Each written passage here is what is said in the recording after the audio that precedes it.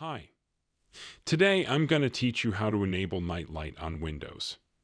This tutorial is for Windows 10, but it may or may not work in other Windows. Follow along.